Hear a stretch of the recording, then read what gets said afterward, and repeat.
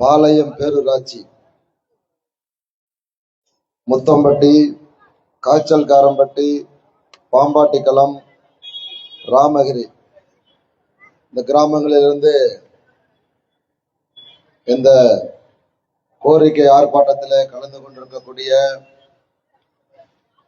தாய்மார்களே, இளைஞர்களே, பெரியோர்களே, இந்த கோரிக்கை விளக்க பொதுக்கூட்டத்தில் எம்மோடு கலந்து கொண்டிருக்கக்கூடிய நமது கட்சியினுடைய தலைமை ஒருங்கிணைப்பாளர் அருமை தம்பி குருமணிகண்டன் அவர்களே, மாநில அமைப்பு செயலாளர் அருமை மாப்பிள்ளை செம் மகடேஸ்வரன் அவர்களே, வீர முத்தரையர் முன்னேற்ற சங்கத்தினுடைய மாநில பொறுப்பாளர்கள் பூமி அவர்களே, அருமை தம்பி குணசேகரன் அவர்களே, உங்கள் அத்தனை பேருக்கும் என்னுடைய வணக்கத்தை தெரிவித்துக் கொண்டு கை தட்டுறதை இதோட நிப்பாட்டிங்க. நான் பேசி முடிக்கிற வரைக்கும் எதுக்கு கை தட்டுறேன்னே தெரியாம தட்டி தட்டி தான் நாசமா போய் நிக்குது. திரும்பவும் கை தட்டி நாசமா போவேணாம்.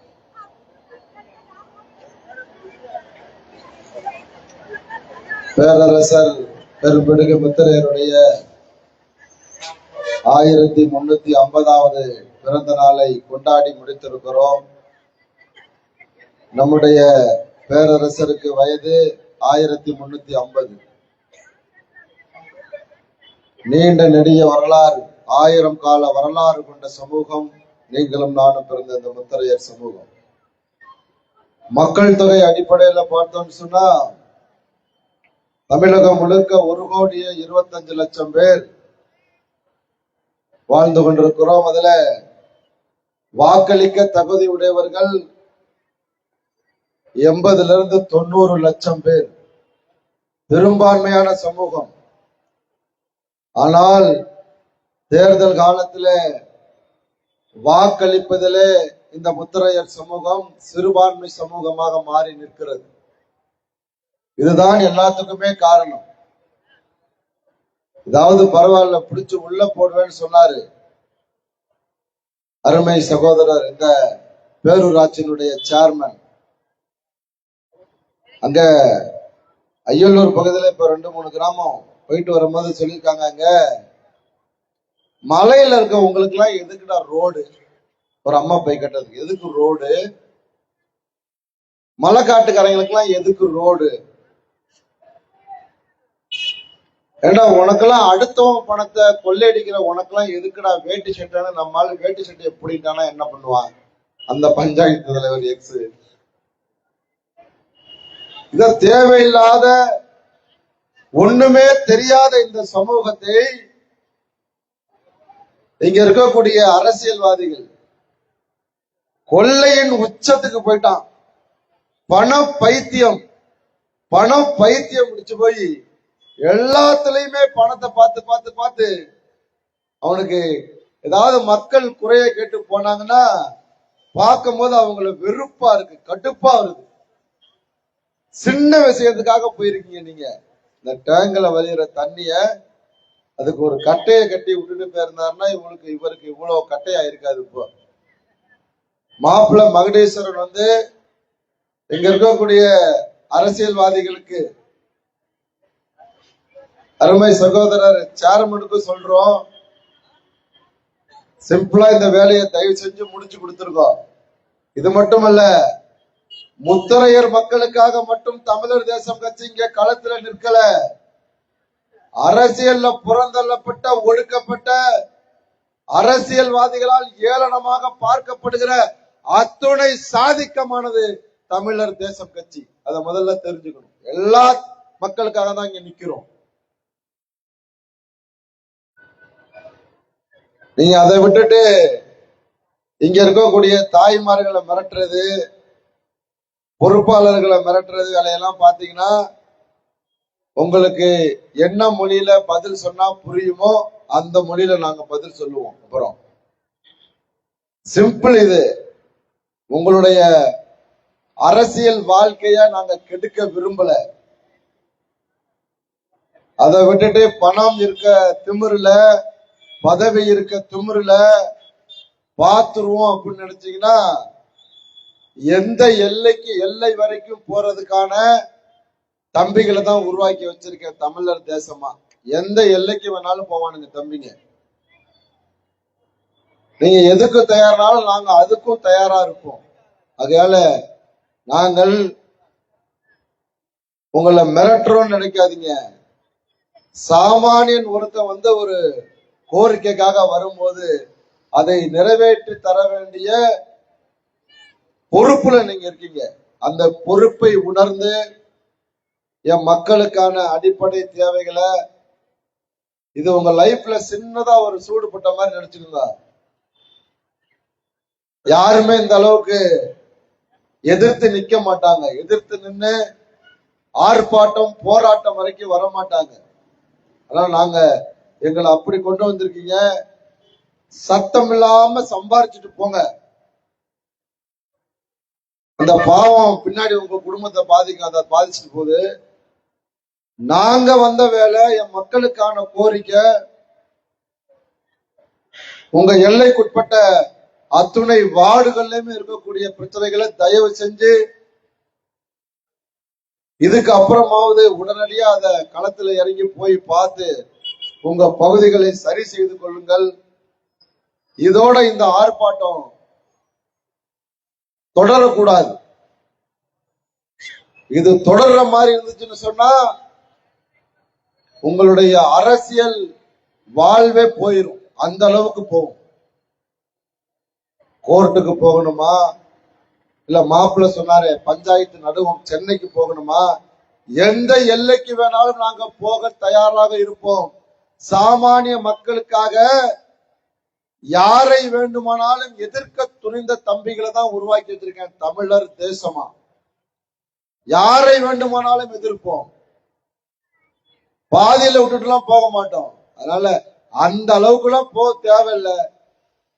எங்களுக்கு நிறைய வேலை இருக்கு, மாநாட்டு பணிகள் இருக்கு, உங்களுக்கும் நிறைய பணிகள் இருக்கும். செய்யாத பணிகளை செஞ்சதா சொல்றது, ரியல் எஸ்டேட் தொழில நிறைய சின்னதா அமௌண்ட போட்டு பெரிய கோடிகளை சம்பாதிக்கிறது, அது உங்க வேலை. நாங்க எதுலையுமே சம்பந்தப்பட மாட்டோம். ஒரு 15ல இருந்து 20 நாள் கொடுக்குறோம். எல்லாத்தையும் கொஞ்சம் சரி பண்ணி கொடுத்துருங்க. திரும்ப திரும்ப சொல்றது அதான். நீங்க அதிமுகவோ திமுக மாதிரி நாங்க கிடையாது, பிஜேபி மாதிரி நாங்க கிடையாது. யாரு எங்களை கட்டுப்படுத்தவும் முடியாது. நீங்க யாருக்கிட்ட போனாலும் இத செஞ்சா நம்ம தம்பிங்க அடுத்த கட்ட பணிக்கு போயிருவாங்க. நம்ம பொறுப்பாளர்கள், மாப்பிள்ளையா இருக்கட்டும், தம்பி குருமணிகண்டனா இருக்கட்டும், அடுத்த கட்ட பணிக்கு போயிருவோம். நீங்க இத நின்னு பாத்தீங்கன்னு சொன்னா ஒட்டுமொத்தமா இந்த பேரூராட்சியில் இருக்கக்கூடிய அத்தனை மக்களும் உங்களை திரும்பி பார்க்கிற அளவுக்கு பண்ணிடுவோம். அத முதல்ல மனசுல வச்சுக்கோங்க. பேரூராட்சியினுடைய தலைவருக்கு சொல்றது அதான். ஏதோ இந்த மக்களுக்காக இல்ல, யாரு வந்தாலும் வேலை செஞ்சு கொடுங்க. இவ்வளவு பில்ல எடுத்திருக்காங்க. மாப்பிள்ள சொல்றதை பார்த்தா அவ்வளோ சுண்ணாம்புக்காய் கொண்டு போய் எங்க போட்டீங்க ஒண்ணுமே புரியல, தலை சுத்திரும்.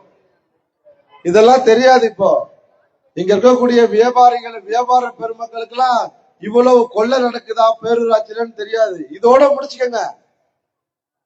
இதை தாண்டி அடுத்த மாவட்டம்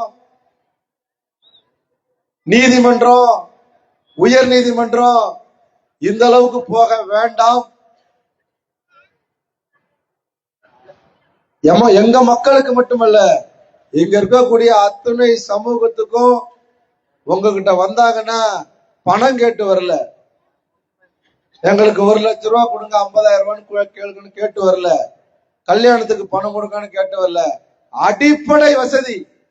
இந்த நாடு சுதந்திரம் அடைஞ்சு 75 வருஷத்தை கடந்த பிறகும் அடிப்படை வசதிக்காக நிக்க வச்சிருக்கீங்க பாருங்க.